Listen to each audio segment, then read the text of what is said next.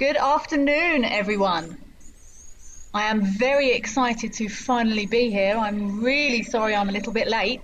I've been having a few tech issues going on here, but good afternoon and welcome to Live at the Waterhole. I'm joining you from Tau Game Lodge Waterhole.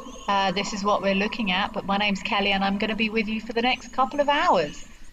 To start the show, we have got a there's two crocodiles. They showed themselves right on time there.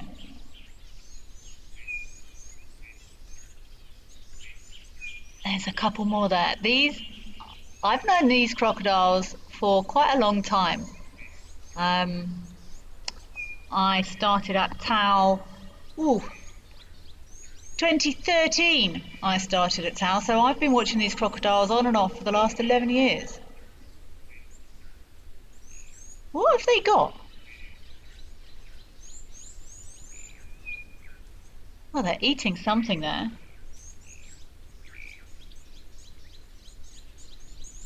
So like I said, I'm sorry we're a little bit late coming out to you.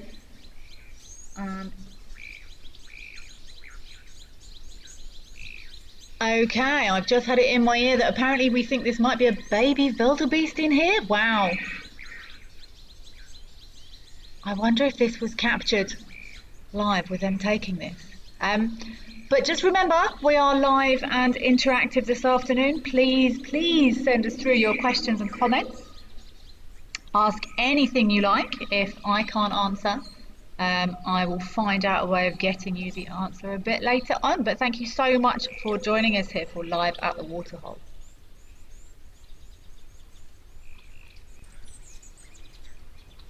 Send your questions and comments, as you can see, through to wildearth.tv/questions, or you can scan the QR code you can see on your screen.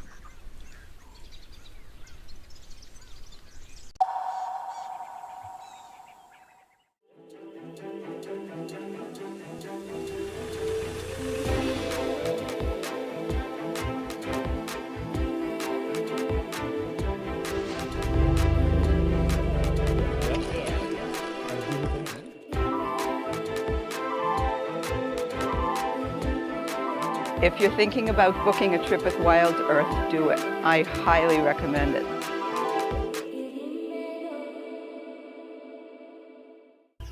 South Africa's wild places are closer than you think because Federal Airlines brings them to you.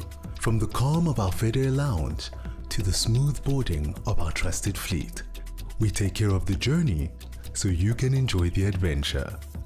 Our flights go beyond the ordinary, connecting you to South Africa's most remote and extraordinary locations. Federal Airlines, your gateway to the South African wild.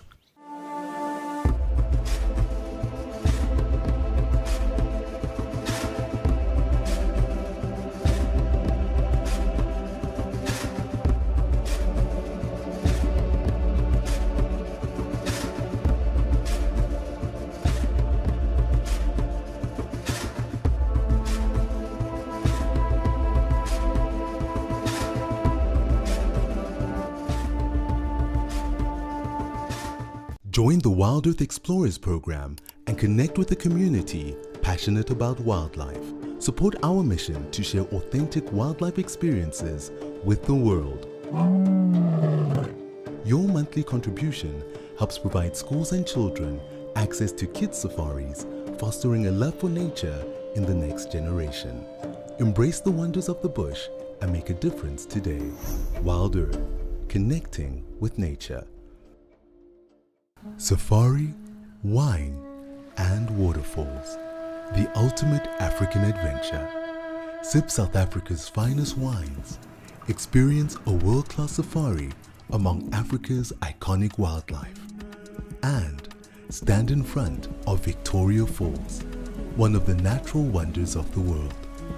All this can be yours with Wild Earth Travel, where Africa comes alive.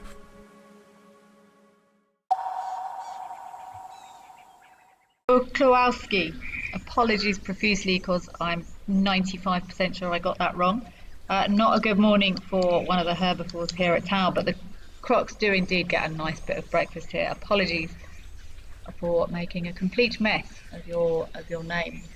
But I actually remember my very first day. It was actually my very first day at my very first permanent job after I relocated from England.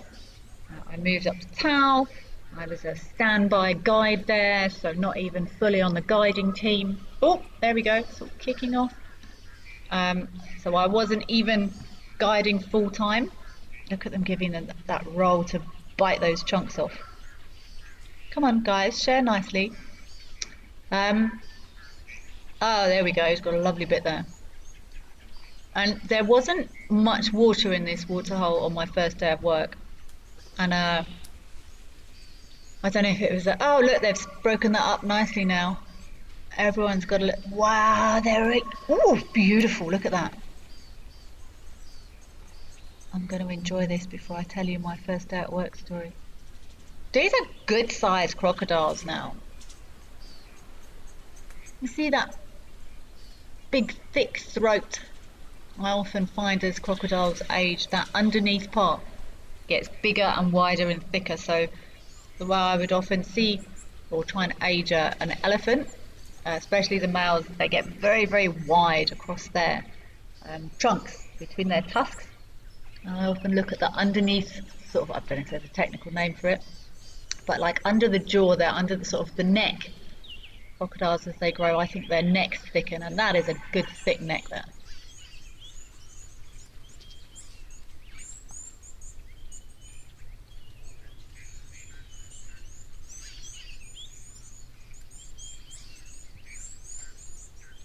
Greg, do crocs have a special acid that helps digest big prey all at once? They do have a very strong constitution and a very strong digestive system. I can't remember if there's an actual name for the actual acid. I think there might be. But Greg, let me have a look. I don't want to give you the wrong name for that, but I do know that they do a very good job of digesting. And there will be nothing left over from a crocodile meal.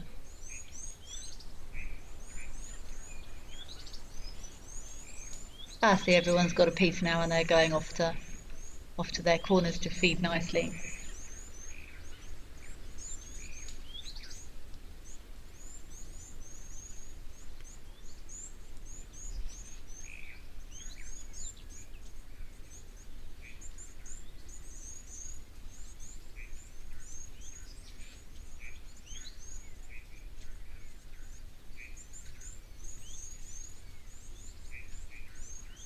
We've got some elephants coming down now as well. Oh, this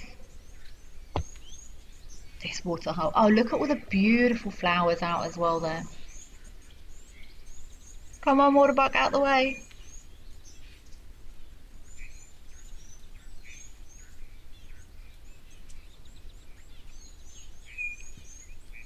Greg, I'm not going to try and find out if there is a specific name for their crocodilian stomach acid.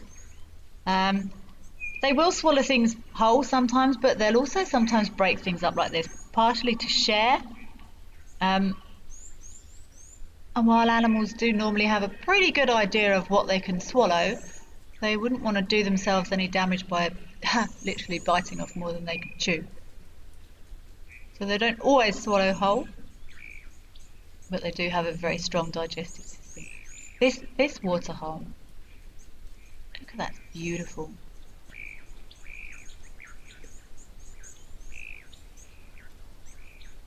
I don't know if can anyone tell me if anyone saw them catch this on this camera?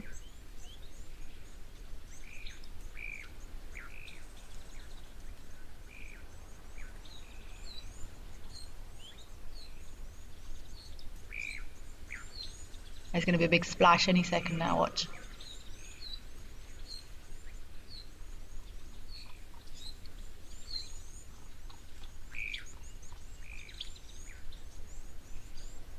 They're being very genteel and polite.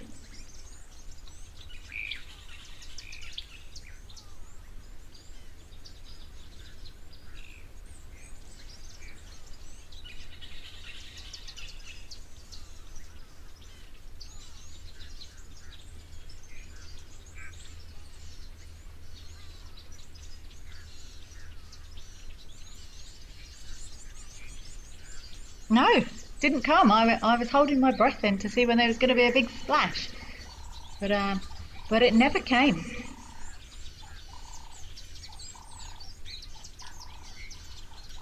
So anyway, yeah, my first day at Tau, the water was very low and there was lots of catfish or barbel flapping around it.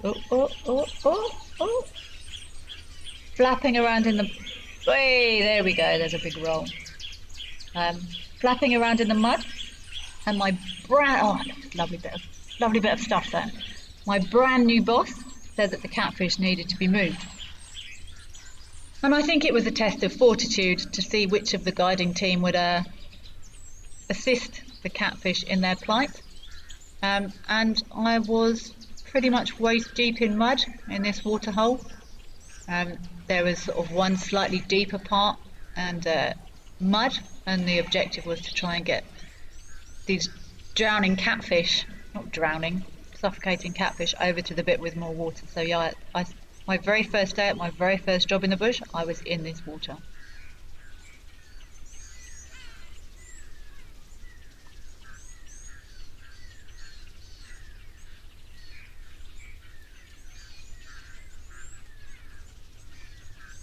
I feel like I can hear a pearl-spotted owlet in the background there. Can anyone else hear that?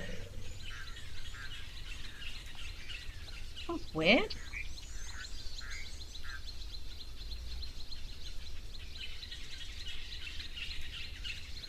Hans, you thought competition between crocs was more serious.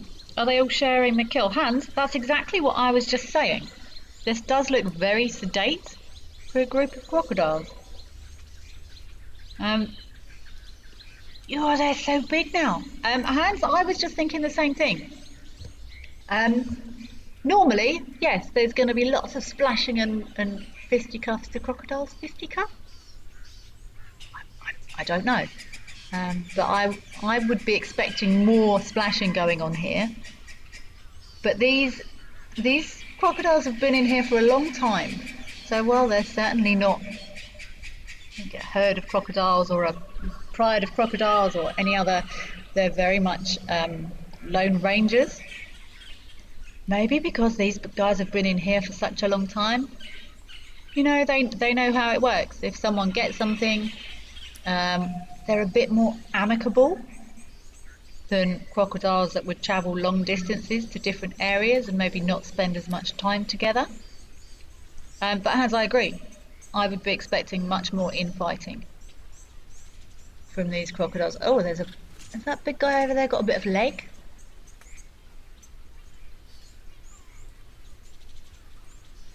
Oh, careful little birdie.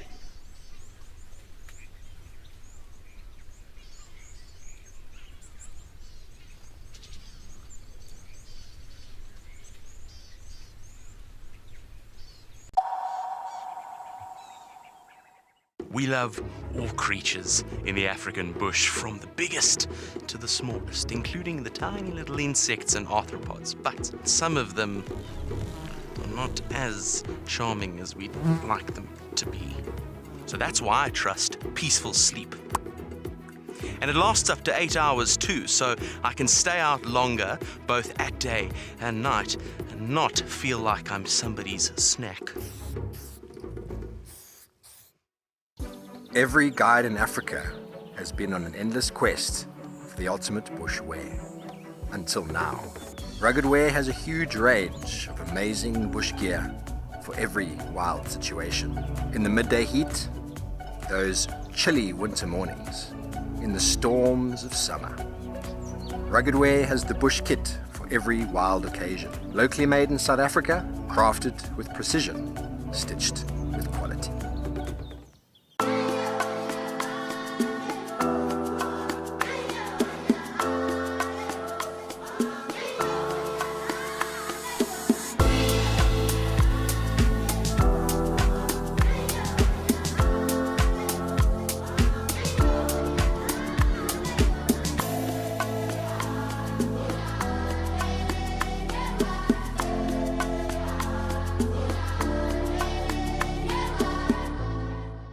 At Wild Earth, we believe every story has the power to create change. That's why we've launched the Wild Earth Impact Foundation, a non-profit dedicated to conservation and social impact. By showcasing conservation stories, we can change lives, protect nature, and empower communities. We have partnered with Empowers Africa to accept tax-deductible donations from US donors. Your donation will help fund critical programs that support our mission. Join us and be part of the change. Are you ready for the adventure of a lifetime? Wild Earth Travel's newsletter is your passport to a magical journey. Explore exclusive travel options featuring special offers at stunning Wild Earth locations and all hosted by your favorite presenters. Don't miss out. Head over to our website and subscribe to the Wild Earth Travel newsletter today and stay in the know on all our unforgettable adventures. Wild Earth Travel, where Africa comes alive.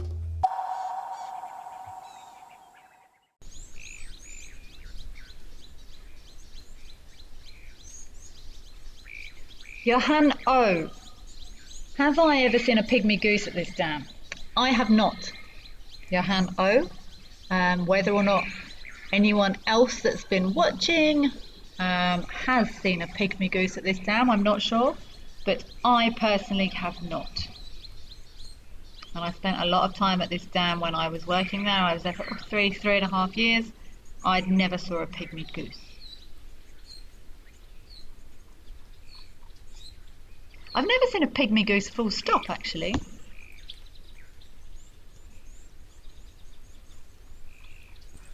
Johan, what's he doing with his mouth? It looks like he's filter feeding.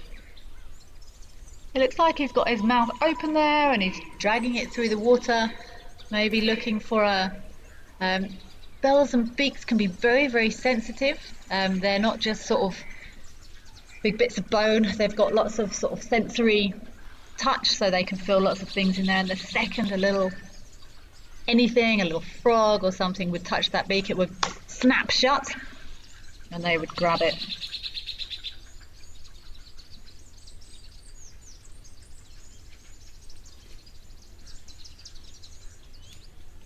Sort of the same technique you'd find spoonbills using.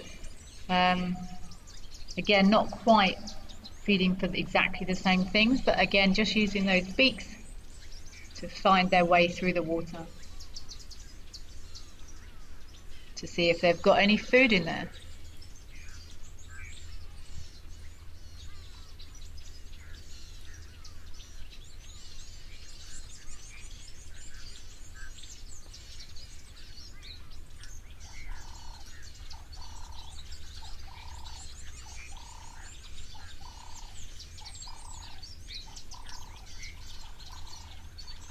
See, like it looks from this angle like he's almost touching that crocodile. You're mad, Mr. Stork.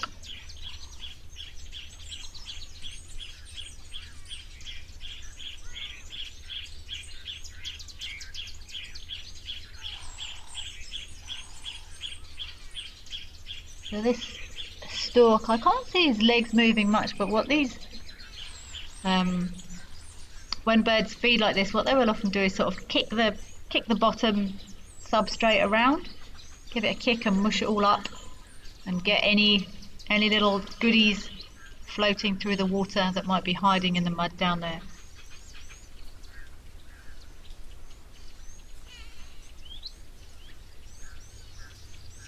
And it'll be a super fast reaction if you feel something to feed on.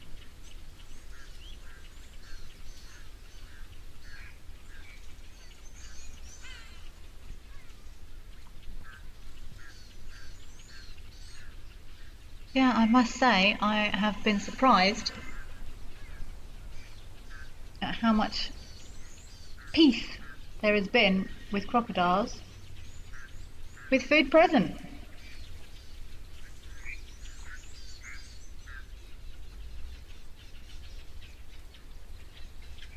Catherine, you saw big pygmy geese last year in Botswana. That's very cool. I've never seen a look at that. I've never seen a pygmy goose. I must admit my bird list is very poor because I only started keeping a list about 3 years ago.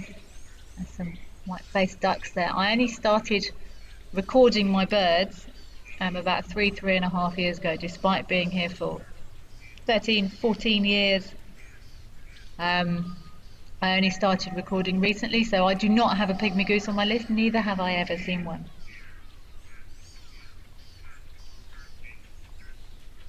Spars Ian Kov asking, have I ever seen a stork stealing fish from a crocodile before?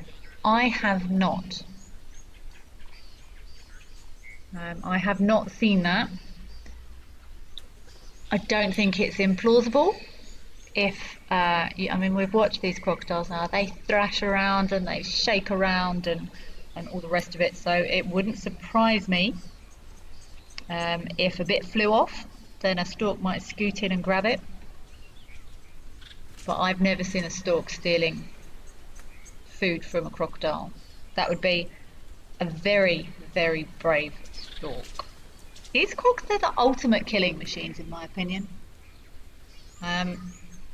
Dinosaurs living on Earth, they've been unaltered for many, many years because they are perfect. They are perfect killing machines.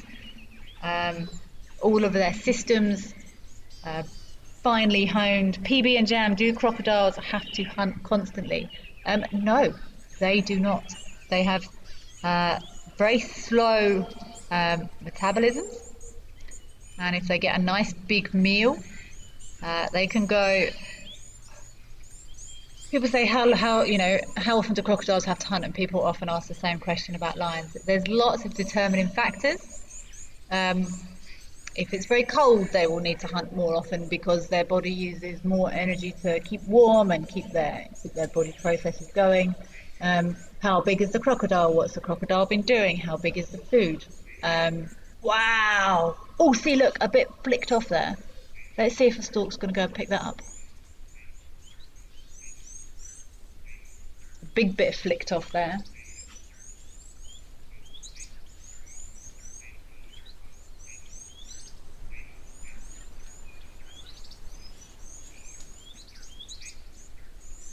See, go on, stork. Go over that side. There's a big bit of stuff over there for you. But no, crocodiles don't have to hunt all the time. The regularity of it depends on lots of different things.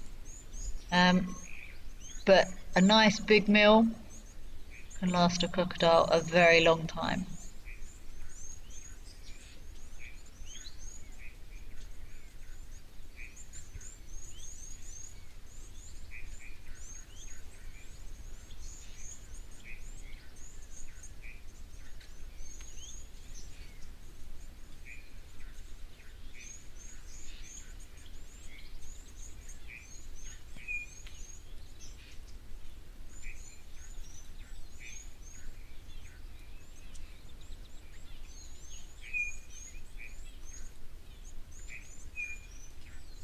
The more I'm thinking about this situation, actually, it's not that surprising that these crocodiles don't all go crazy over food. Because it doesn't really... It's almost better for them all. I'm very, very interested in animal behaviour, and I've spent the last few years studying, and I find it absolutely fascinating. Mostly mammalian behaviour, so that might rule crocodiles out a little bit. But this is where they live. This is where they feed. This is where they stay. These are who their competition are. And to constantly expend lots and lots of energy fighting and rolling and potentially injuring each other over every bit of food doesn't really serve anyone. So whether you want to call it not quite evolution, but development, it doesn't serve anyone. It's if you put 4 humans in a house, and that's where they lived, to constantly fight is going to be a really unpleasant situation to be in. So maybe over the years, and it has been years, over the years they've sort of come to not an agreement, that's really anthropomorphizing them, but it doesn't benefit anyone to expend energy, risk injury. Look, I remember this stump. I know this stump behind this crocodile. I know it well. Many, many, many animals have come to rub on this stump. Covered in mud. I enjoy looking at these muddy stumps. Sometimes if you get close to them you can find ticks that have been scraped off animals that have rubbed on them. Smooth, smooth, smooth after years of animals smoothing that wood out.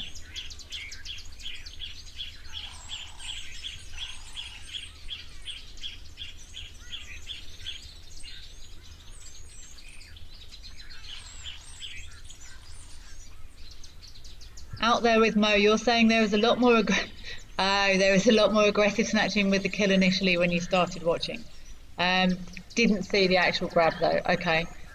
Yeah, that doesn't surprise me. It is normally. I don't think anyone would make friends with a crocodile. They're so lethal. They certainly wouldn't be befriending each other too much. But now I can imagine there was a big scuffle. And then I would imagine everyone, oh look, this one's coming in to try and grab again. I would imagine everyone sort of expelled all their energy. Remember, these are reptiles, so they don't produce energy easily. Every bit of energy they use is 100% from what they've eaten. And it wouldn't make sense to, if depending on what the prey is, use more energy fighting for it than you're going to actually obtain from it. So I would imagine there was a big scuffle, and then everyone sort of calmed down a bit. But I'm sorry you didn't see the actual moment of bite either out there with Mo. I would have loved to as well. Lara Moore, how can the stork feel safe from the crocodiles? I have absolutely no idea, Lara Moore. I certainly wouldn't.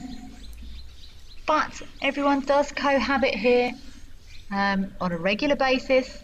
Crocodiles can catch birds. 100%. I've seen crocodiles feeding on birds, so it can happen. I would imagine these storks feel particularly safe at the moment because they've all got all these crocodiles have got a mouthful of wildebeest. So again, I think probably over time, everyone sort of, not developed a spoken understanding. But crocodiles aren't going to constantly chase the storks around. It exerts too much energy. So I think it's probably just over time. The storks have built confidence. Maybe they've got used to, specific areas that the crocodiles are more likely to chase them in. I'm not sure. Whether they'll ever feel completely safe, I would say they're pretty foolish if they do. Dark Main Lover. Hi, Dark Main Lover. How are you doing? Is it true that crocs can go more than 1 year or possibly 2 years without eating food? Yes. Absolutely. They're reptiles, so they're cold-blooded and they've got very slow metabolisms. But I would imagine in those circumstances, they don't do much. They have this big, out there, as Mo just said, there was a big explosion when they caught this. Big fight, and then everything calmed down again. Often they're not using up much energy, and if they got a big meal, they can go a long time. It's the same as if you think of these great big pythons. Same theory. They can have a nice big meal and then just sit quietly for months and months and months. So yes, that is 100% true. Depending on what they're eating, they're not going to be able to go 2 years if they've had a bit of moorhen or something. Or a bird or something like that, or a little fish. But if someone managed to catch a nice big wildebeest or a buffalo calf, then quite possibly. But again, it all depends on conditions, temperatures, levels of activity that they're doing.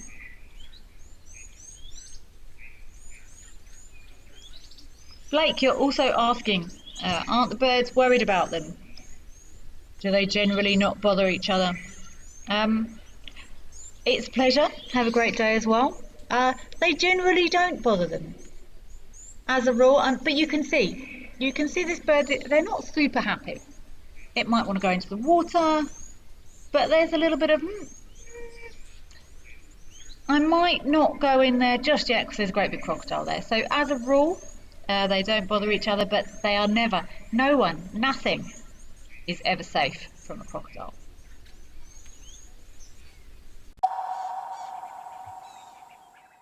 Join me, Andrew Wistenholm, for an indescribable 6-night stay in the beautiful Albany of the Eastern Cape at Amakhala Game Reserve. Now, this trip is going to be action-packed with a lot of storytelling, adventure, as well as the opportunity to make everlasting memories. We'll be exploring the best of Amakhala by staying at 2 luxury lodges, which will be the perfect blend of comfort as well as wilderness. Book your spot today and let's get ready to explore the wild beauty of Amakhala. Become a Wild Earth YouTube member today and unlock extras and bonuses, like ad-free streams so you can stay immersed in your safari without any interruption. Have your burning questions answered first by me or other expert naturalists. Join now to avoid missing out on these amazing benefits. Help us connect people to nature.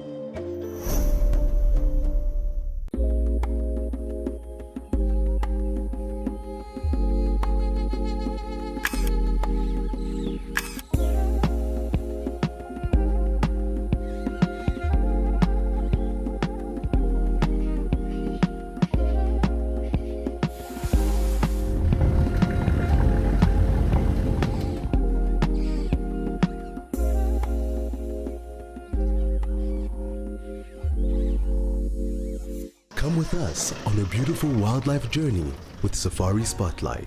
4 unique South African locations, countless unforgettable moments, jam-packed with exhilarating and inspiring wildlife sightings.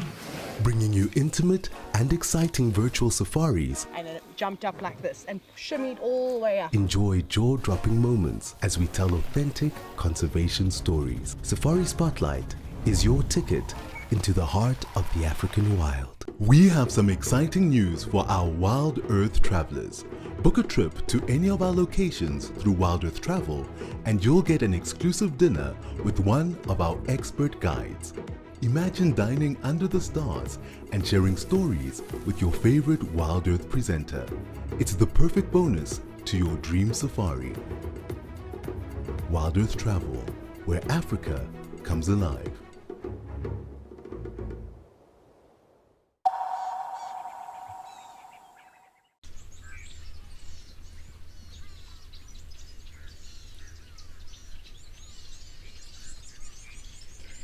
Dark Mane Lover, it's an absolute pleasure. How lovely to hear from you. Yeah, I haven't been around for a while, but it's really, really nice to be back.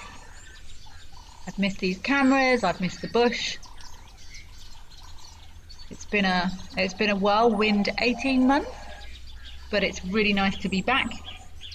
And it's lovely to see names, hear names that I recognise from some time ago.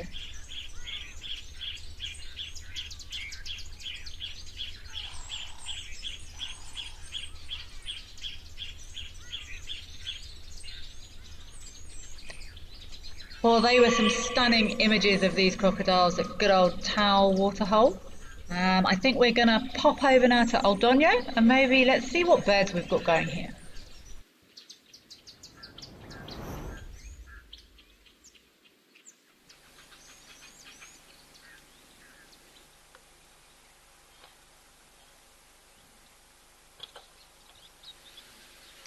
Okay, this is going to be hilarious. Because I've never actually been to Kenya. So my gut reaction is that's a black-headed heron, but this could get interesting. So if we've got any keen Kenya birders on, please feel free to jump in, but that looks like a South African black-headed heron to me. I'm going to be very tentative for fear of looking a bit silly.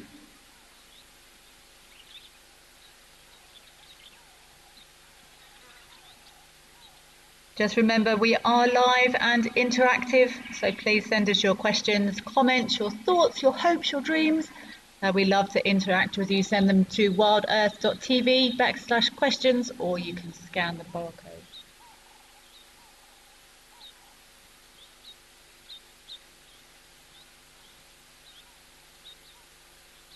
I'm going to be brave and say this is a black-headed heron. Um, the trouble is with all things, especially birds, the more advanced science gets, is the more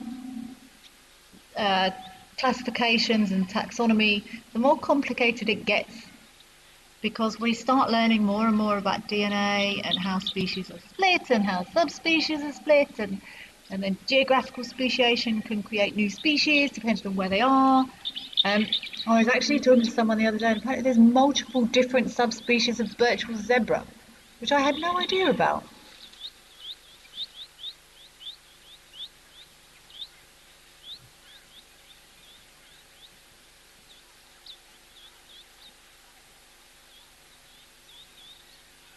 I do actually have a Pan-Africa bird book. It's not in front of me right now, which was maybe foolish. Maybe next time it will come with me. Or maybe I may even go and grab it. But yeah, black-headed heron. Good indicator is that lovely tassel down the back there. See, sometimes when I look at these animals like this, it's... what insane adaptations. Look at that long neck.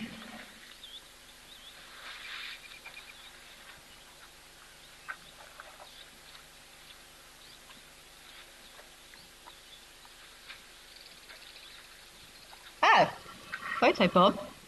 That wasn't a bird.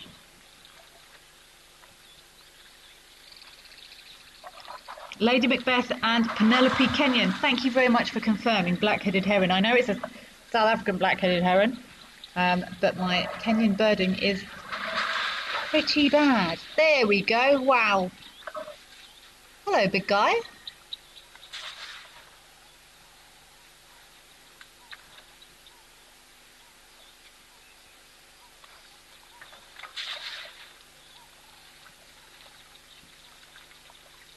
Look at all those notches out that, well, not, yeah, they are, they're notches, little, the cartilage around the edge of those ears looks very thin. Almost looks like a butterfly wing. You know, sometimes you see butterflies with those raggedy wings. Almost looks like that, very thin. Maybe he's caught them on thorns, or who knows. Don't play with it.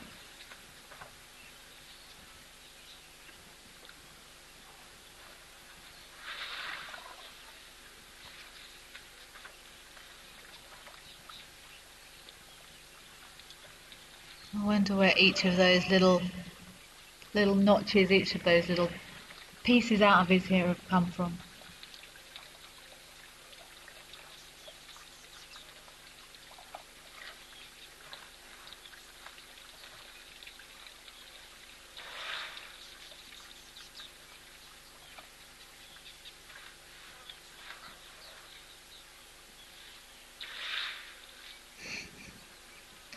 I wonder why they do that.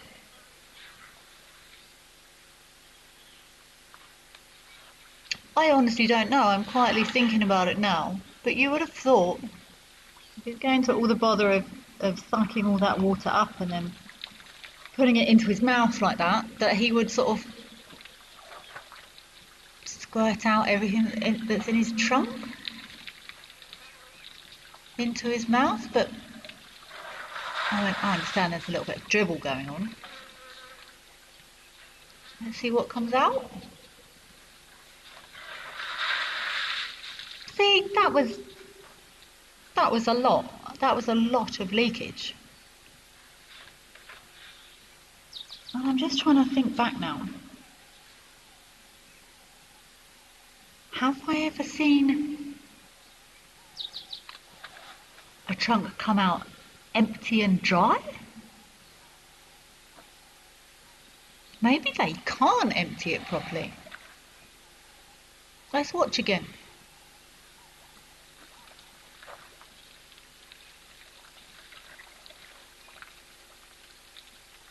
Oh, Laura Moore, yes, this is a big boy. See, that's standard dribble. That's understandable. Happens to the best of us.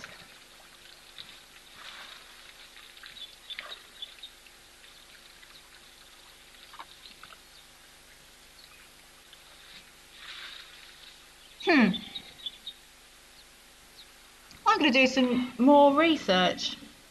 You see, I wonder if the elephants backwash the water between the trunk and the mouth. That's exactly what I was just thinking. Because normally, as I did at the start of seeing this boy, I said, don't play with it. But water's a very precious resource. And this big guy might have walked a very long way to get here. So is he really going to be playing with a super precious resource?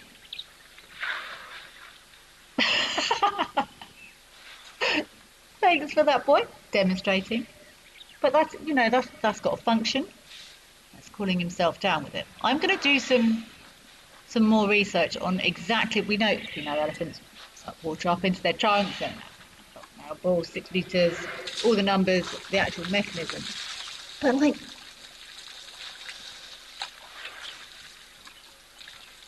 do they?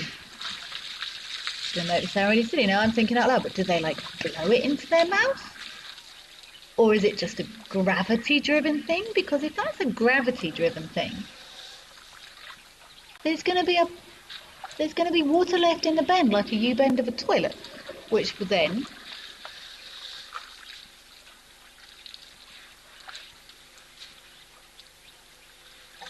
when he lowers it, fall back out again. I'm going to investigate that further. I've watched many elephants drink many times. But it's so nice just being able to sit here and really think about why animals do what they do. Animals do play, wild animals do play, adults as well, obviously young animals more so, but they definitely do, whether or not, I don't think that is play, I think that's a physiological thing that happens, but I'm going to look into that more.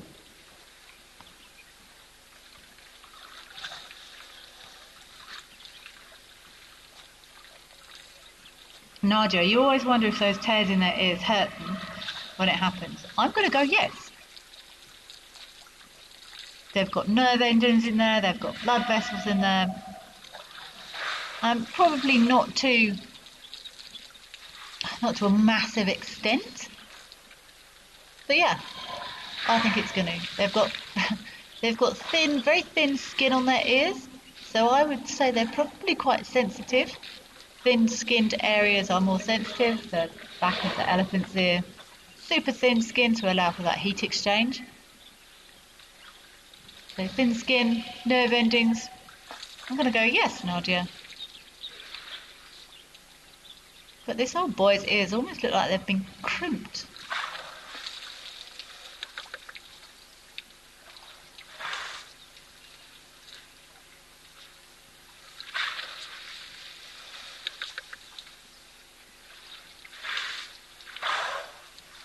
How accurate is that? I'm going to call my underneath bits off. Oh, there's two. Who'd have thought? Hi, other elephant.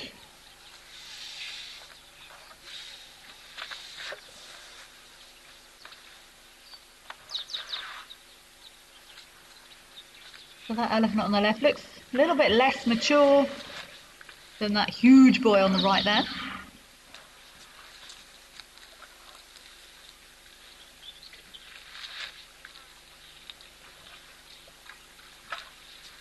People often ask how old animals are.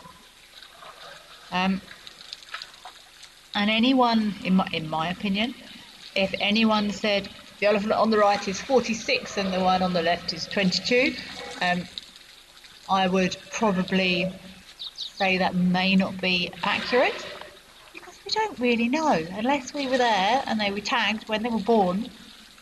You know, you can tell adults from youngsters, from adolescents in many animals. But we never really know. Again, size can be, a younger elephant might be physically bigger than an older elephant, but that could be genetic, it could be based on resources, it could be based on lots of things.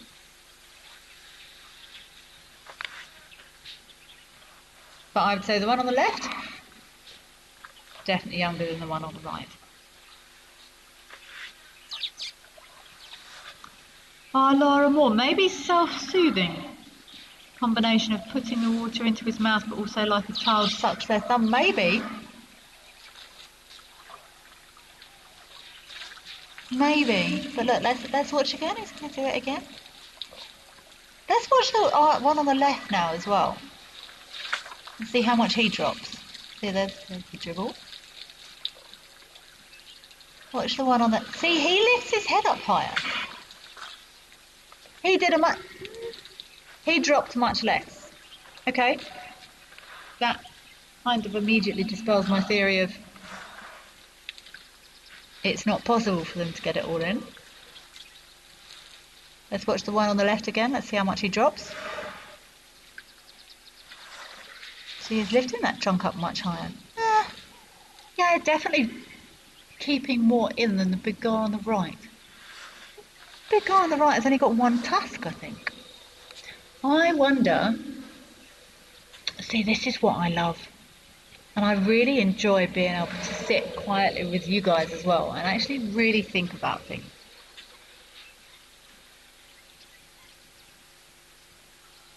This guy on the right has only got one tusk, from what I can see. Unless he turns his head, it makes me look silly. Show me, boy. Excuse me. Come on, turn a little bit more. Okay, maybe people that have been watching these cameras for a long time might know these elephants well. He's only got one tusk. This is damage.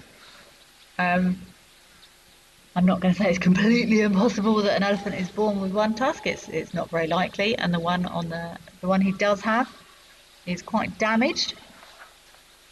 And it makes me wonder if he's struggling to, if there's a physiological reason linked to the loss of that tusk, that he's not managing to keep as much water in as the one with both tusks. Look how wide that fan is there across his top of his trunk between his, should be two tusks, but just one. This is often how I age or try and age an adult elephant, is that gets wider and wider and wider. They might not get any taller, but that fills out, the same as those crocodiles' throats, necks, throats, whatever you want to call them, gets wider, chunkier, heavier. To me, so does this. Across the middle of that. We love all creatures in the African bush, from the biggest to the smallest, including the tiny little insects and arthropods, but some of them are not as charming as we'd like them to be. So that's why I trust peaceful sleep. And it lasts up to 8 hours too, so I can stay out longer, both at day and night, and not feel like I'm somebody's snack. Become a Wild Earth YouTube member and unlock exclusive bonuses and benefits. Enjoy uninterrupted, ad-free streams so you can stay immersed in nature. Have your burning questions answered first by me or other expert naturalists. Enjoy exclusive access to special broadcasts and videos, and help us to connect people to nature.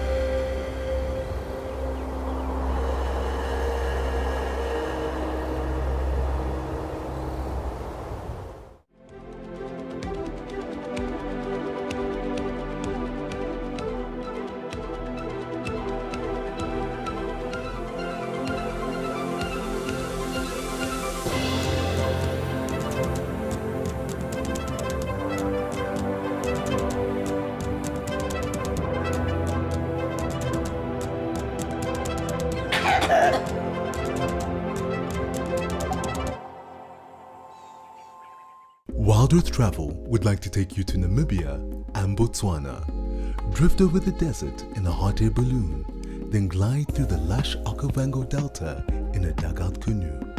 This extraordinary journey blends dramatic landscapes with outdoor adventures and unparalleled wildlife encounters. Discover Africa like never before. Book now with Wild Earth Travel, where Africa comes alive.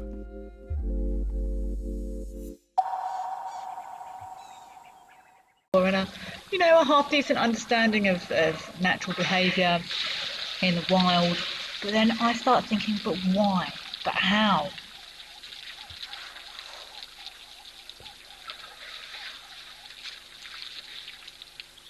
My notes I'm going to make are, how do trunks work? So I know they've got lots and lots of muscles, between 30 to 60,000 muscles. I know that. I know they're very powerful. I know they can pick things up, they can push things over. But how? And they suck water up for drinking. But I'm going to do some more reading on how do they actually work with water.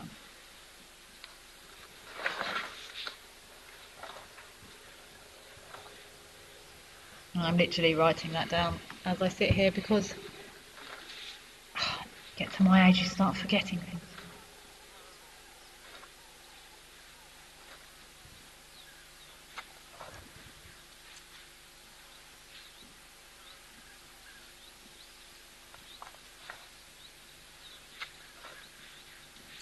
Okay, he's got really wet behind those ears there. Nice and cool down his shoulders and all behind those big old tattered ears.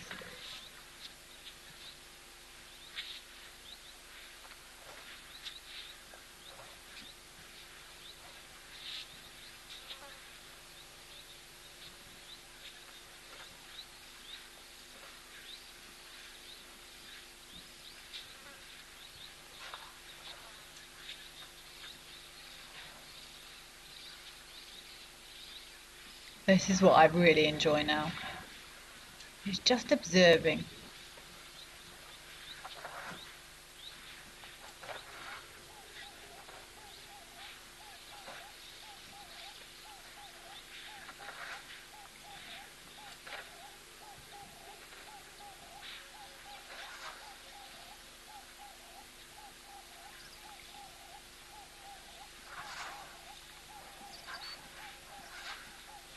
See, I can hear what sounds like a dove in the background, but it doesn't sound like any of the doves I know.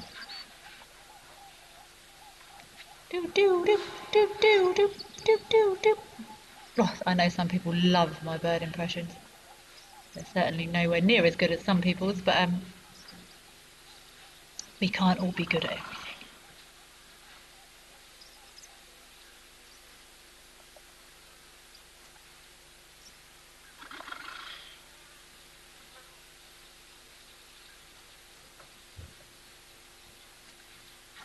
And they're gonna pootle off into the bush after a nice drink.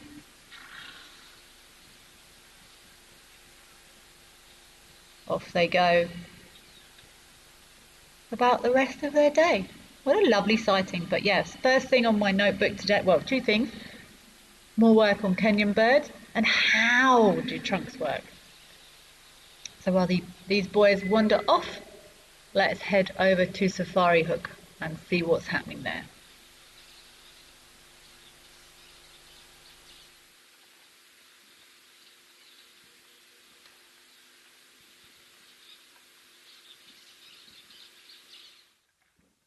Oh, there's lots happening here. Wowzers.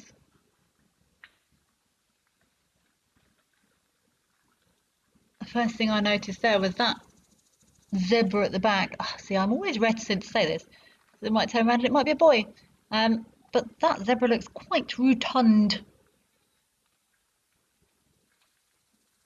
Could be baby zebras on the way. See a little wildebeest on the left?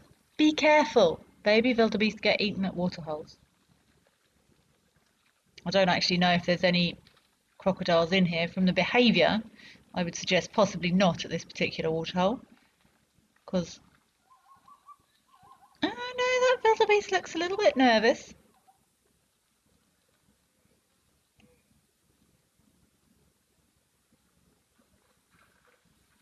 Those beautiful oryx or gemsbok. Oh, looking at those gemsbok. Are they dragonflies flying around? I actually did a first aid course for 2 days this week. As guides, we have to do a regular first aid course refresher, ideally a wilderness first aid course. And we were repeatedly reminded of the golden rules of first aid, and one of them was don't remove impaled objects. And the example we were given was actually an oryx or gemsbok horn. And someone told a story about how, I don't think it was actually from I don't know how someone managed to do it. I've got no idea, but yeah, our first aid trainer pointed out those insane horns. That's what that made me think of.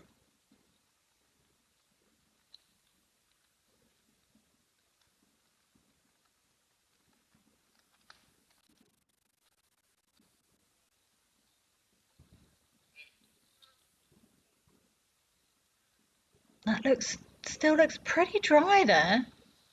I know here in the Lowveld everything is insanely green now. Fortunately, we've had excellent rains. To date, they can keep coming, but it was dry. Everyone was panicking. But everything in the bush. I haven't been into the bush for a little while now, but I must go. And watching these cameras makes me want to go even more. It certainly doesn't make you think, oh, I've seen my elephants now. But this still looks very, very dry.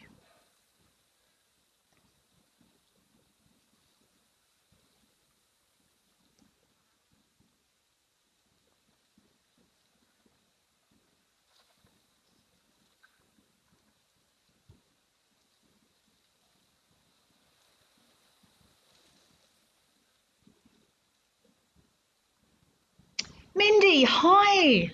How are you doing? I'm glad you like hearing from me. This makes me very happy. Good to hear from you too, Mindy. Thanks for checking in. Always appreciated. I hope you are well. Wow, those horns on that oryx are absolutely insane, aren't they?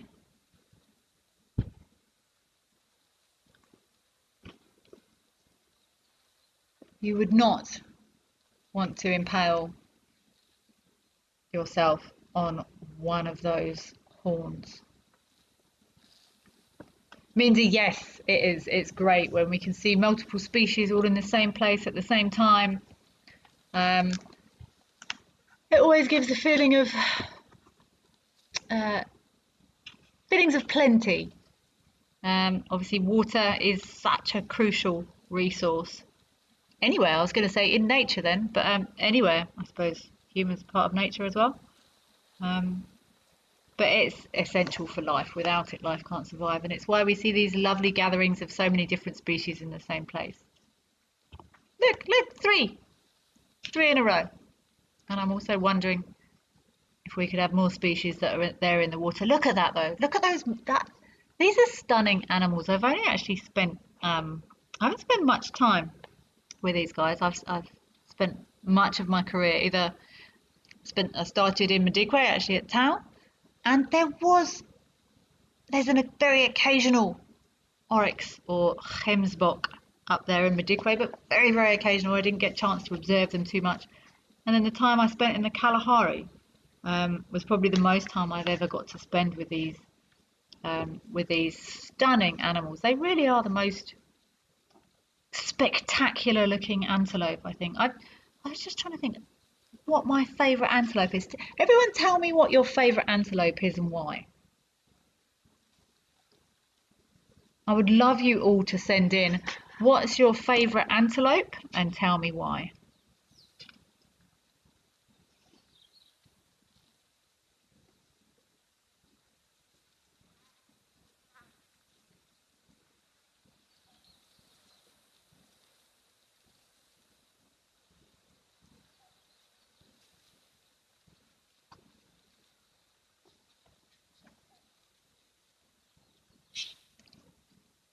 This gemsbok, oryx gemsbok.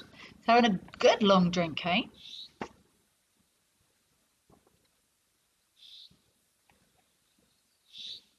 And often these are, I mean, it looks very dry here. I know in the Lofa there's often this time of year there's lots of pans and water's much more accessible. Um, but I'm not quite sure what the situation is here, to be honest. And they might have had a good long walk from a long way away to get to this pan. Starbuck, do oryx make any sounds?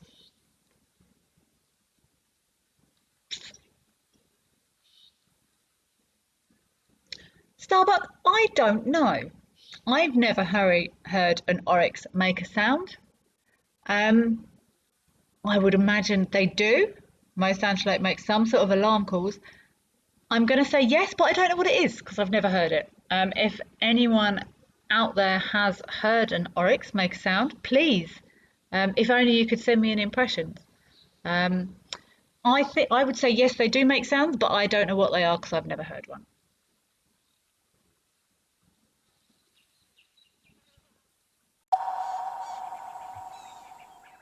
Join Wild Earth Travel on a unique nature adventure in the Greater Kruger Park. Legendary master tracker Renius Mhlongo leads a 4-day animal tracking experience in the Sabi Sand Nature Reserve.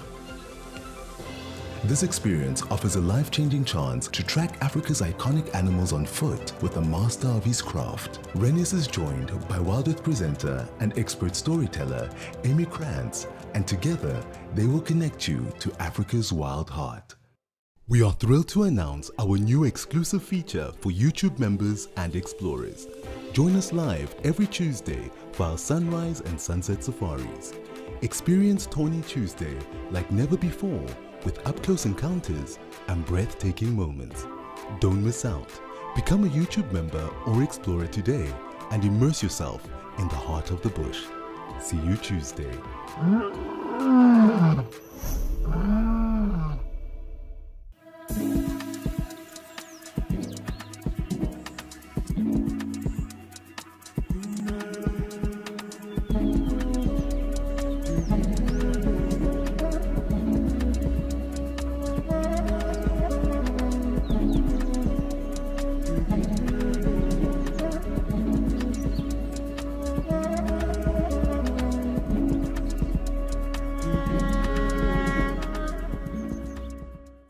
We understand that not everybody has got spare pennies to rub together at the end of the month. We're introducing an initiative called Gift an Explorer. So that those with lots of pennies can gift a Wild Earth Explorer access to those with fewer. We're aiming for 250 gifts, but the more the merrier. You can nominate a recipient or keep it anonymous. It's a great way to share the Wild Earth mission with other nature lovers around the world. Safari, wine, and waterfalls. The ultimate African adventure. Sip South Africa's finest wines. Experience a world-class safari among Africa's iconic wildlife. And stand in front of Victoria Falls, one of the natural wonders of the world. All this can be yours with Wild Earth Travel, where Africa comes alive.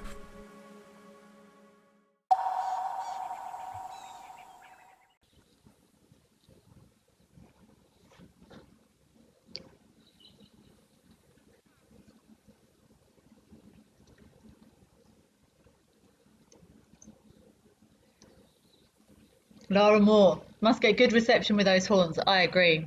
They're just the most insane. When you look at them, when that Hemsbok was drinking, you just look at them and you're like, how, like, excellent reception though. Probably better reception than I get most of the time, to be perfectly honest. Mindy, you like a Nyala. They look like they're wearing knickers. They do indeed look like they're wearing knickers. Or I normally say, look, I think they always look like they've walked knee deep in yellow paint. And the way those males slow dance. Yeah, I've had some great sightings with those male Nyalas when they're doing those beautiful lateral displays there. Joanne Mello, Springbuck.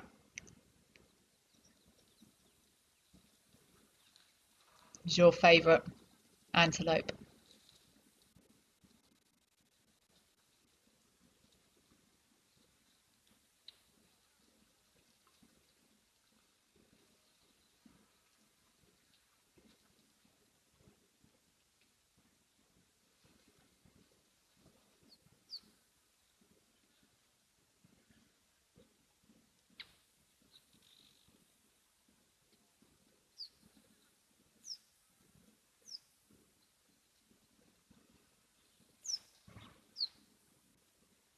Penelope Kenyon, Springbok, proud South African Durbanites. They are stunning, those Springbok, actually. Again, I did see Springbok in Madikwe, but they were quite far from where Tau is. Actually, has anyone seen Springbok on that Tau dam cam? They have been seen there, but the Springbok in Madikwe often used to hang around up on the plains more than anywhere else. So they are beautiful looking Greenock, those long-necked. They are very strange looking antelope. Laura Moore. I've never seen one in real life, for want of a better phrase, but they're very strange looking antelope. Amazing adaptations. Doesn't oryx you say, or snort like a goat? I would have thought so, like a alarm, like snort. What's that elephant doing? And also, Daniel, do large antelopes stamp their feet like impala? Quite possibly. I've never heard, well, there's several animals I've never heard make a sound, but I've never heard a gemsbok make a sound. So I'm not going to confirm or deny, but I would imagine they do. Most antelope do make alarm calls. Some whistle, some snort, some bark. I'm going to put that on my list. I'm going to find, before I next speak to you, a cacophony of gemsbok sounds, because I don't know what they sound like.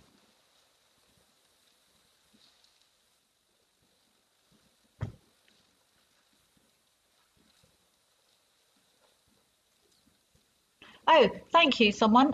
Jen Mack just googled, and it's quite a deep, almost frog-like snort. Okay. I'm going to do the same. I'm going to go away and find a repertoire, oryx vocal repertoire. This elephant's having a blast in this water here. Wow, a frog-like sound. I'm going to go and investigate further. Thank you for checking, though, Jen. I appreciate it, but I'm going to go and do some research on noisy oryx. This elephant's having a ball here. Go on, get that trunk in that ear.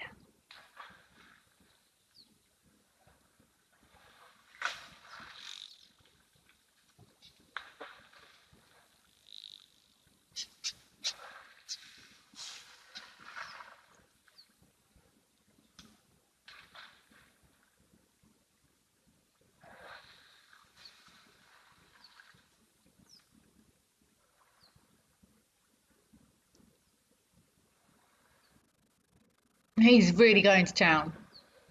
Don't spare the mud there, boy. But look how short this guy's tusks are. These look like they've been.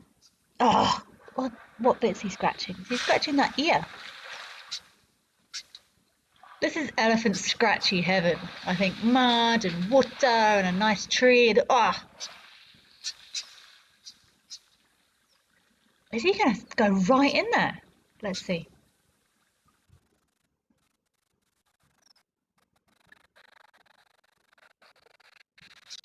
Mercedes-Benz waterbuck is your favourite antelope. Target butts. Yes, they do. These, let me try and remember. It's been a while. Ellipson. These are the waterbuck. We normally see a Ellipson waterbuck. They have those target bums. But further north, Rwanda, different parts of Africa, they have divisive waterbuck, and they look exactly the same as the ones we're used to seeing, but they don't have a target butt. And I know this because I saw them in Rwanda. It was very confusing seeing the waterbuck without a target butt. That's not easy to say. Tiedenbach, your favourite antelope, is the black wildebeest. I have never seen a black wildebeest either. Wow, you guys are making me just want to go out and go exploring in all these new places and see cool antelope and different wildebeest. And look at this guy's having a blast. What if he's going to go over there and pinch some of that grass off there?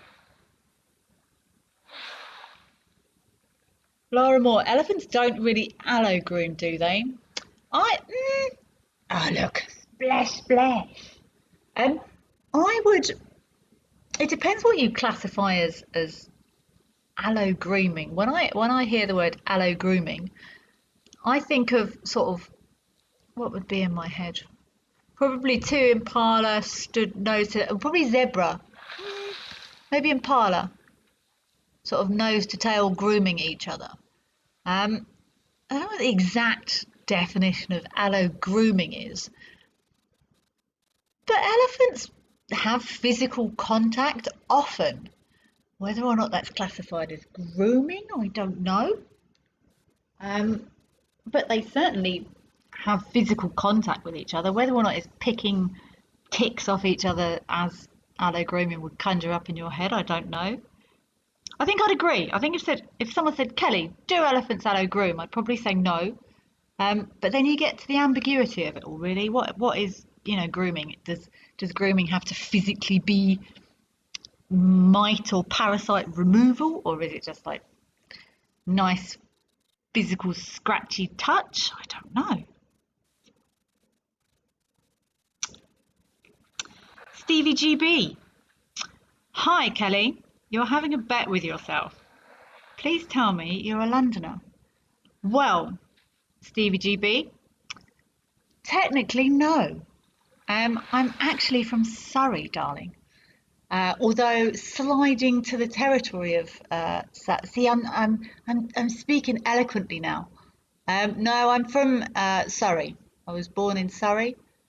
I used to work in South London, but I've been here a long time now. So unfortunately, you lose the bet with yourself. I'm not quite from London, so I don't know. Where are you from, Stevie GB?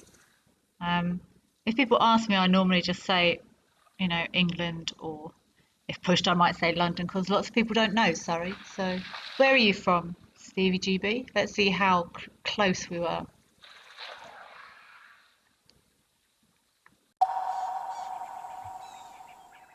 We love all creatures in the African bush, from the biggest to the smallest, including the tiny little insects and arthropods, but some of them are not as charming as we'd like them to be. So that's why I trust peaceful sleep. And it lasts up to 8 hours too, so I can stay out longer, both at day and night, and not feel like I'm somebody's snack. Join the Wild Earth YouTube superfan community and unlock a world of additional perks. Get exclusive early access or discounts to Wild Earth travel deals. Wear the best bush attire with merchandising discounts. Enjoy an interactive live monthly private safari. Don't miss out on the ultimate fan experience. Join the YouTube superfan community today.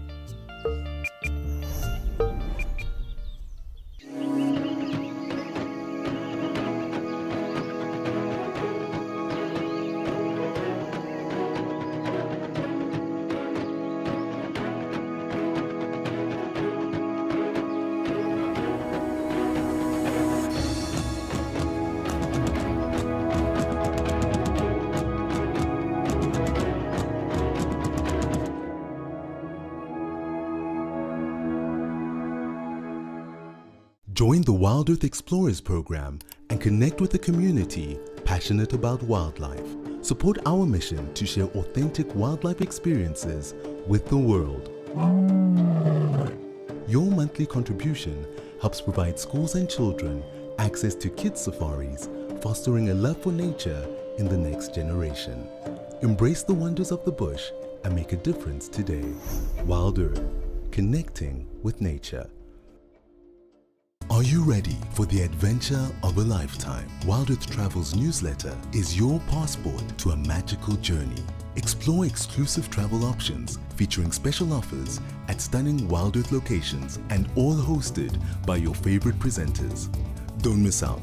Head over to our website and subscribe to the Wild Earth Travel newsletter today and stay in the know on all our unforgettable adventures.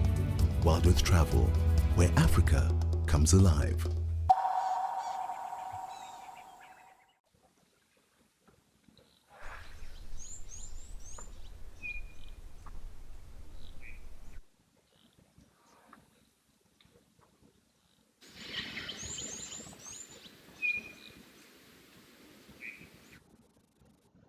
He is happy as a elephant in some water.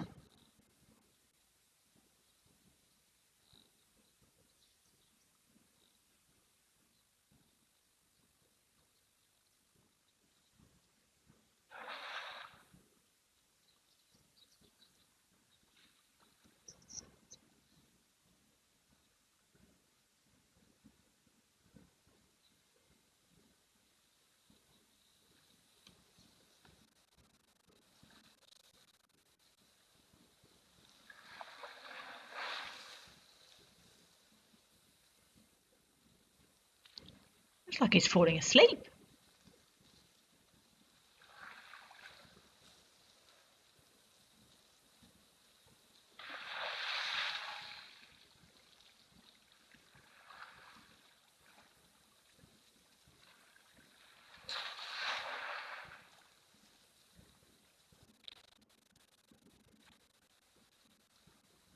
Oh, are we getting up?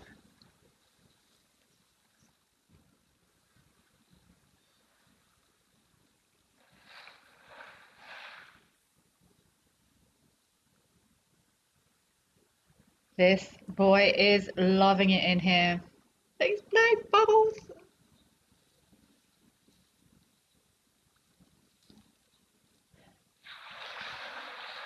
Mindy, you say you enjoy African antelope because they always look like they were hand painted by someone. It's stunning, isn't it?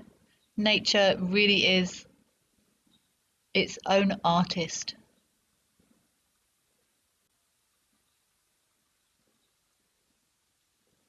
Gemsbok, spring, well, all of them, all of the antelope, all so different, and that's the joy of evolution, I guess.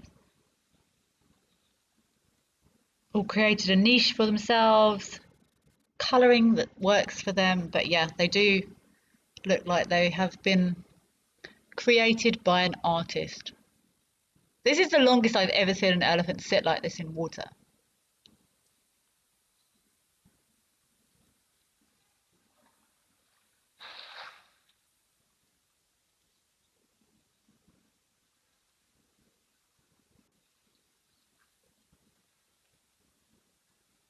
Up snorkel.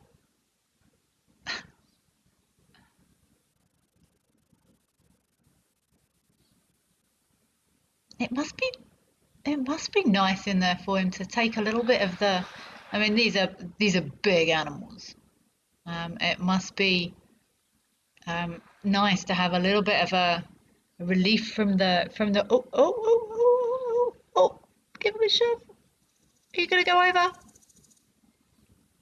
No, I thought it was gonna go straight over on his side then. Stevie GB, you're from Glasgow. So no, quite a long way away. Although, since I've been living in Africa, Glasgow and London are not as far apart as I thought they were 20 years ago. But no, that's you weren't too far out. You didn't quite win the bet. But no, I'm a Surrey girl, but I've been gone for quite some time now.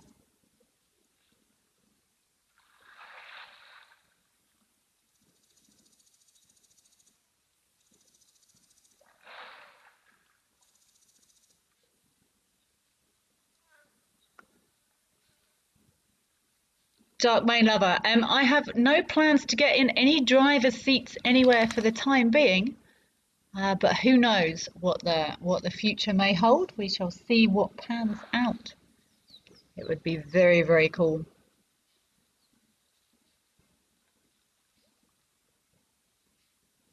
And Mindy, yes, I was just thinking that this is almost like warthog-like behaviour, but he keeps sticking his trunk out. But yeah, he looks like a very large, very wrinkly hyena chilling in a muddy puddle, doesn't he? I'm waiting for it. It's almost like he wants to sort of lay flat, but no. Ha! He's got to get out because he's going all crinkly. I'm so funny. Lara, I was thinking the same thing. I was also trying to work out what he would have been doing, and all I can think of is like he must have been sort of almost on his knees, on his front knees and then like his back legs also tucked under him. I can't have imagined it would be very comfortable.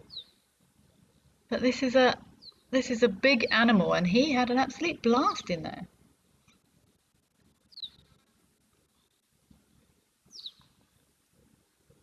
Darkman lover, can Ellies swim in the deep ocean? They can swim. Whether or not they'd make it, like, I suppose if something can swim, then it can technically swim in the deep ocean. I don't know how deep into an ocean elephants would swim, because, I mean, while they can swim, it's probably not a 4-ton animal's best method of motility, let's put it that way.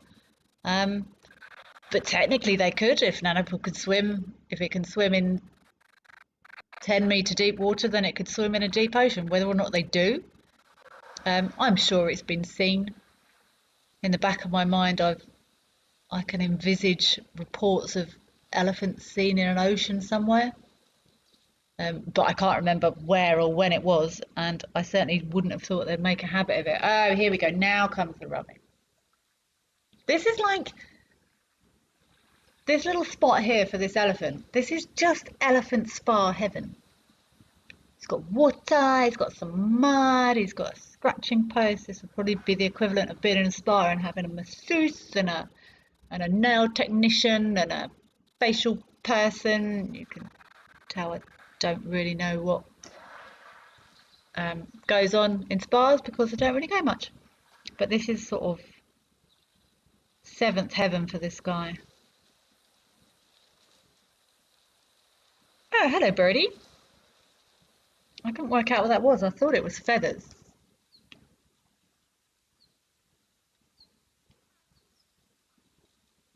I wonder how often, if these big mammals scratch on rubbing posts and scratching posts and stuff. I've never seen it happen. Maybe not so much with elephants, and possibly not quite so much in this scenario.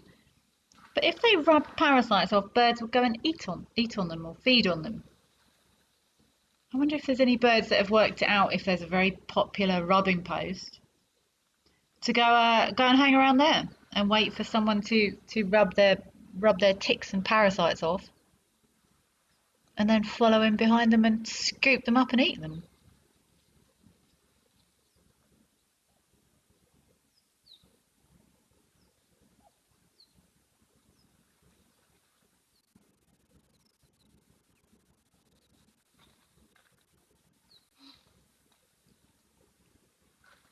Ha, I hope everyone heard my "he's got to get out because he's going all crinkly" joke. I enjoyed that, even though I do say so myself.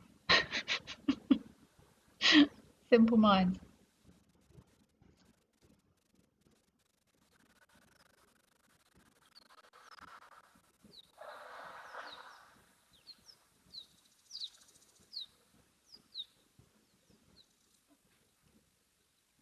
Harriet Hodgin, it seems like he's not putting much weight on his one back leg. Let's have a look. I must admit, I hadn't noticed that, but let's look. Good observational skills. Let's check. Ooh. I think you're right. Which? Yeah, that one has got up, lifted up there now. I think you might be right, Harriet.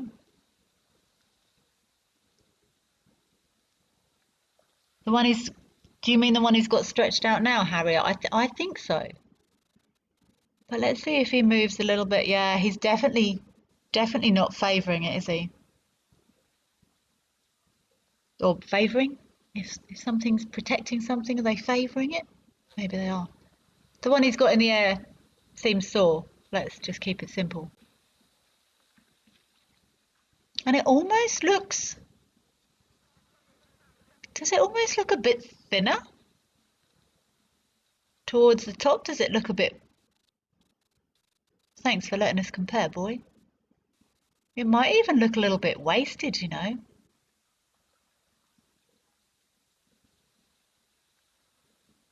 Maybe you're right, Harriet, and maybe that's why he hung around in the water so long.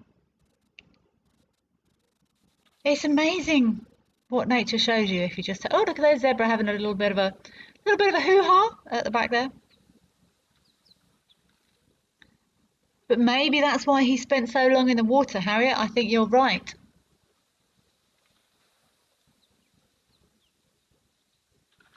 I don't know if you guys are seeing this as well, but every now and again my screen sort of judders a little bit, and it's almost like it has to catch up with itself, and it's like someone's fast forwarded the zebras. It's quite entertaining.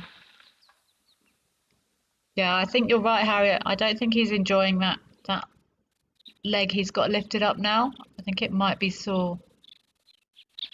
I think that might be a little bit sore. And Mindy, I wonder if birds, except to prefer live insects to dead ones. I'm sure someone's done an experiment at some point, and I think they although dead insects are slower, so they might not use up as much energy catching them, but I would say probably taste-wise, I'd probably go for the live ones every time. Shame, boy, I hope your leg's feeling better soon, but I think that probably might be why he spent so long in that water, to take some weight off it. You carry on about your day, big boy with the broken tusks. Okay, let's go over to have a look and see what's happening across there at Stony Point.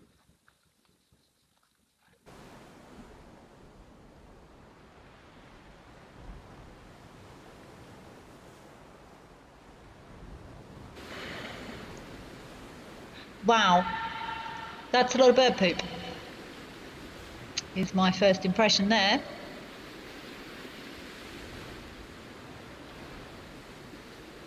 And I'm now terrified that I'm going to have to identify different types of cormorant, which I'm going to struggle with, to be perfectly honest.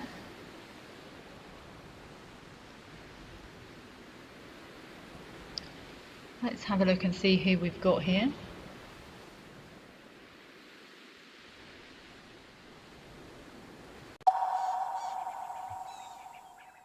Seven nights on safari during the magnificent green season. The rains have stopped, the land is emerald, and there are wild babies everywhere. Meet your favorite presenters. This is amazing. And create unforgettable memories on this once-in-a-lifetime adventure. Thank you for coming along on this little adventure. The Green Season Grand Tour, only with Wild Earth Travel, where Africa comes alive. South Africa's wild places are closer than you think, because Federal Airlines brings them to you. From the calm of our FedAir lounge to the smooth boarding of our trusted fleet, we take care of the journey so you can enjoy the adventure. Our flights go beyond the ordinary, connecting you to South Africa's most remote and extraordinary locations. Federal Airlines, your gateway to the South African wild.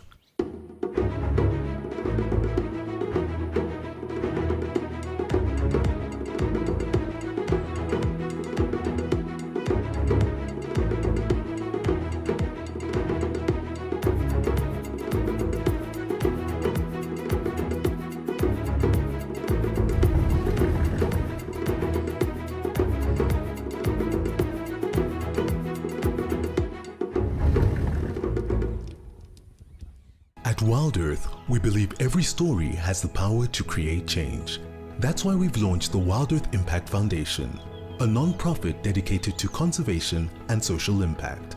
By showcasing conservation stories, we can change lives, protect nature, and empower communities. We have partnered with Empowers Africa to accept tax-deductible donations from US donors. Your donation will help fund critical programs that support our mission. Join us and be part of the change. We have some exciting news for our Wild Earth travelers. Book a trip to any of our locations through Wild Earth Travel and you'll get an exclusive dinner with one of our expert guides. Imagine dining under the stars and sharing stories with your favorite Wild Earth presenter. It's the perfect bonus to your dream safari. Wild Earth Travel, where Africa comes alive.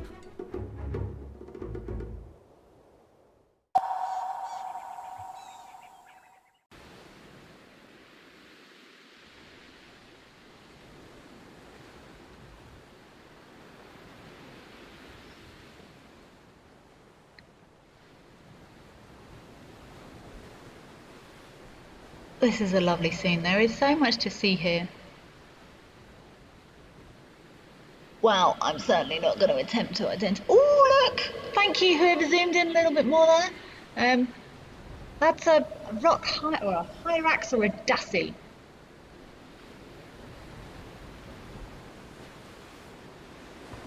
What a lovely image of a dassie as well. They're so often quite high up on rocks, bouncing around in rocks, but often on cliffs that I can't normally see very well.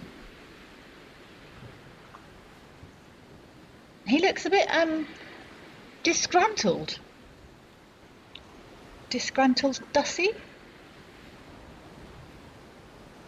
Disinterested Dussie? Disillusioned Dussie? Doesn't he? Looks a little bit grumpy.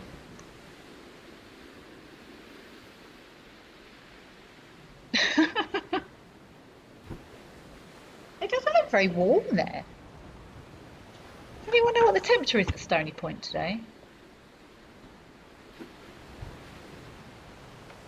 Anyone watching from Stony Point? Can you stick your head out for me? See what the temperature is? Dirk, my lover, yes. He's a very beautiful Dussie, but he looks quite cross.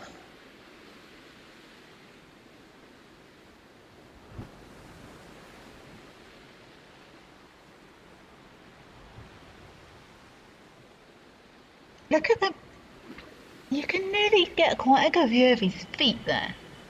Look how soft those pads look. It looks like I remember I used to run, and I'll go back to it one day. But I used to do quite a lot of running, not competitive or anything like that. But I used to run quite a lot.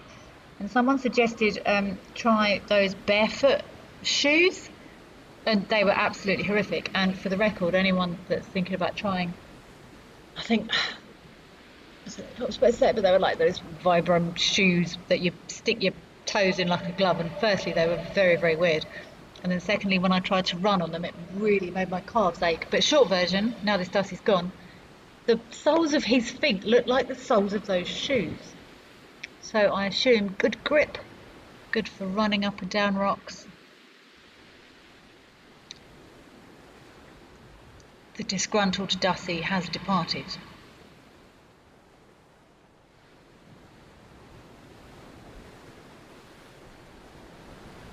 Oh, no, he's coming back. There's one coming back there.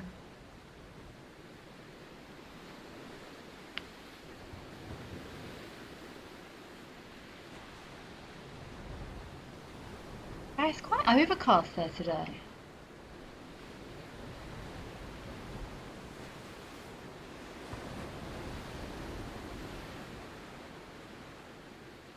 I mean, we do know it's always much, much cooler there at Stony Point than it is here in the Lowfeld.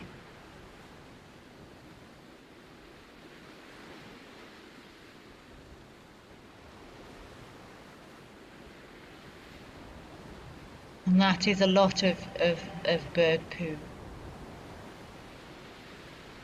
Lots of ammonia in bird poo, and that white clinging there to the rocks. And often a sign that, actually, same for Dussies. Sometimes if I look on rocks or if I'm looking on cliffs, you can see white markings on the cliffs, often a sign that something's been pooping there. Doesn't look very warm, but the sea does look quite still there. There's some more Dussies running around. I've never noticed that about Dussie feet, to be honest.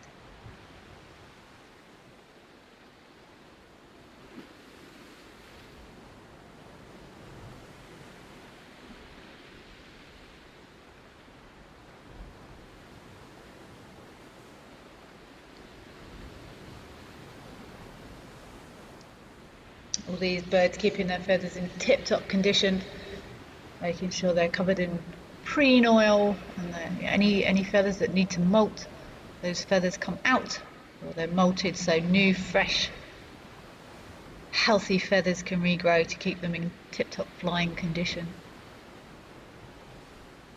I do really enjoy when When I was little, apparently, I've been told, I would refuse to let my parents drive past a river or a pond or a lake without stopping to have a look in it.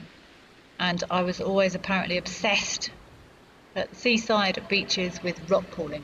I wasn't particularly interested in swimming or building sandcastles or anything else, but apparently I would spend hours and hours rock pooling. Okay, here's our nice gull again.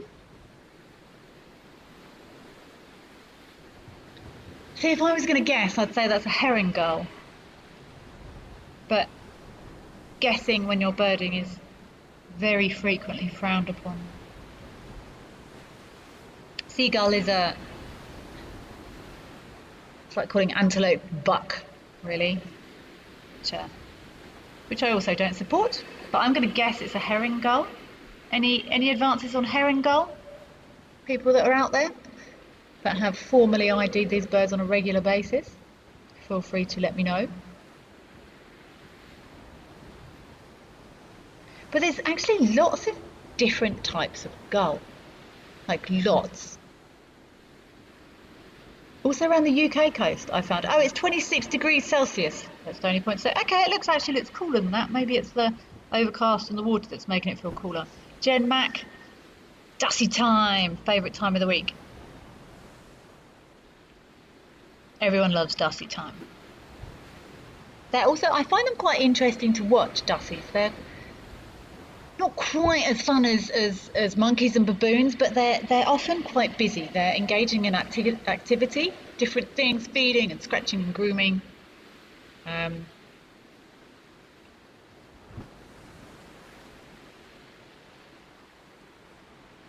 Okay, Mindy and Lara Moore. Mindy wants to know, do creatures in this area eat the kelp? I'm going to go yes. And Lara, do hyraxes ever taste the seaweed? Probably.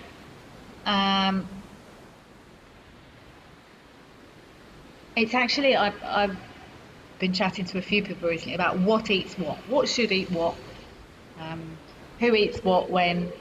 Things, they only eat meat, or they're herbivore or whatever. Stuff eats stuff to survive. And often the only way of knowing what is nutritious and tasty is to try it. Oh, look at that little guy. I would say many things eat kelp. Is that a young Dussy? That looks like he... It's difficult to get a scale from behind a computer here.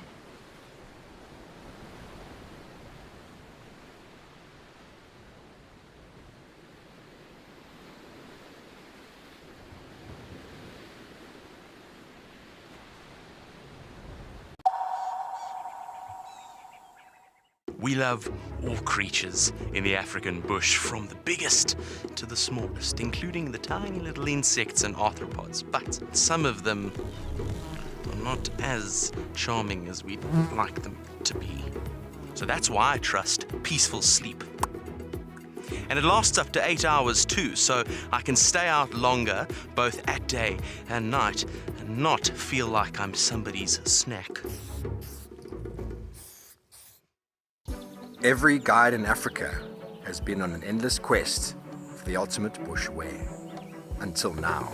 Rugged Wear has a huge range of amazing bush gear for every wild situation.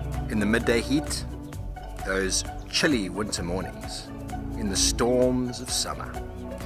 Rugged Wear has the bush kit for every wild occasion. Locally made in South Africa, crafted with precision, stitched with quality.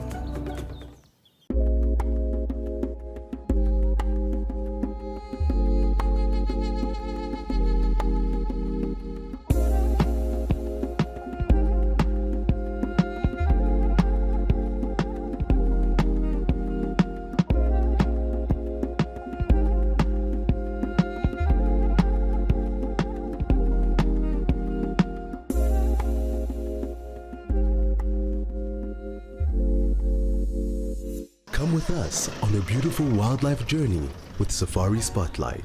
4 unique South African locations, countless unforgettable moments, jam-packed with exhilarating and inspiring wildlife sightings, bringing you intimate and exciting virtual safaris. And then it jumped up like this and shimmied all the way up. Enjoy jaw-dropping moments as we tell authentic conservation stories. Safari Spotlight is your ticket into the heart of the African wild. Wild Earth Travel would like to take you to Namibia and Botswana.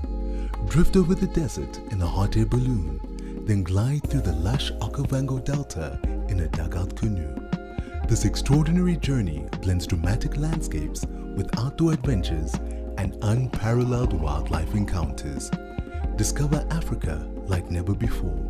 Book now with Wild Earth Travel, where Africa comes alive.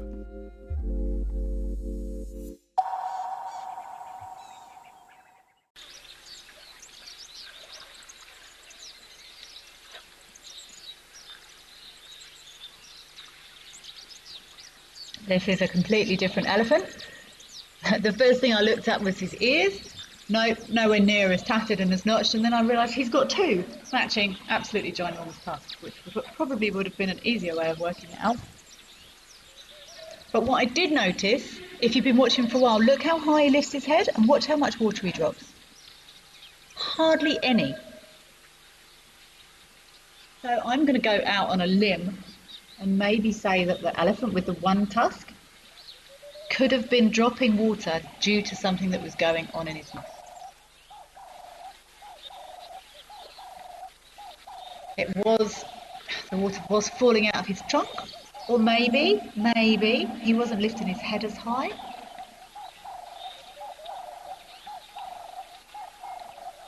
See, look, and that trunk is going right up above those tusks.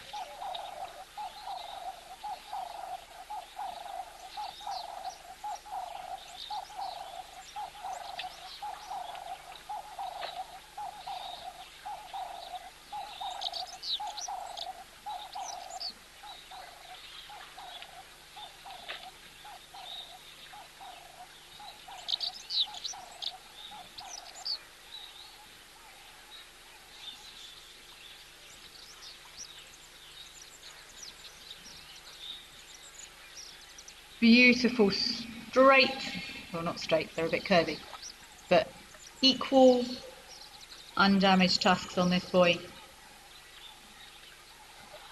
And interestingly stands in exactly the same spot as the other guy was, so sure that means something. Maybe the water's a little bit deeper over this side or a bit cleaner, and lifting his head high and hardly spilling a drop.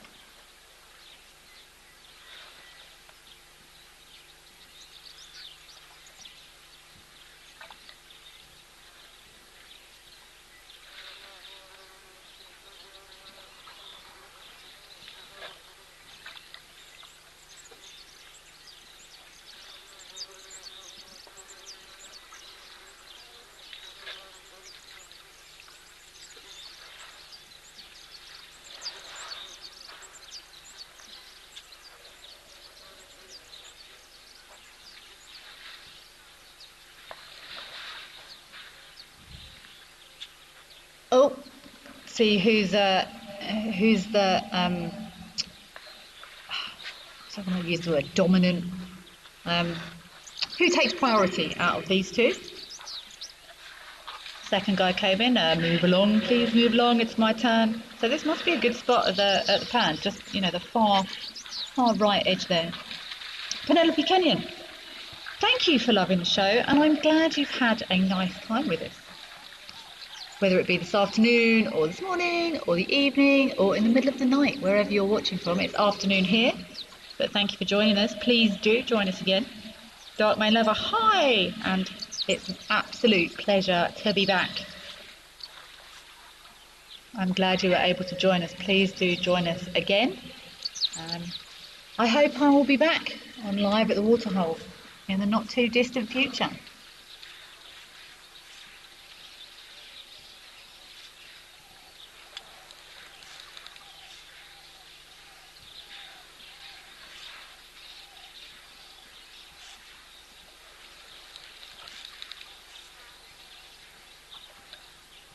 But yeah, I think my takeaways for the rest of the afternoon, and if anyone says they go and read stuff up, we actually do it because it's our passion. We're interested. You can't do this and watch, for so long without having a genuine interest in it. Well, I don't think so anyway.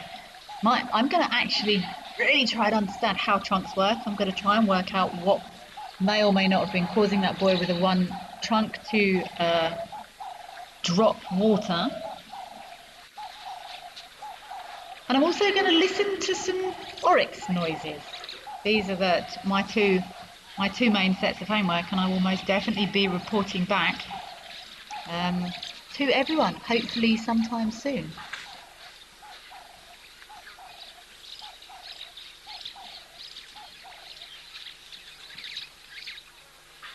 Fabulous to see these monstrous mammoth mammals so close, so relaxed. And it's been an absolute pleasure to watch them with everyone out there today.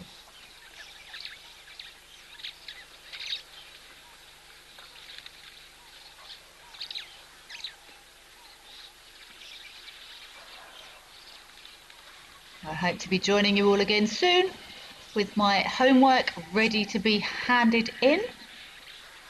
I hope everyone has a fantastic rest of day, afternoon, evening. Please do keep watching. We look forward to hearing from you all again very soon from live at the waterhole.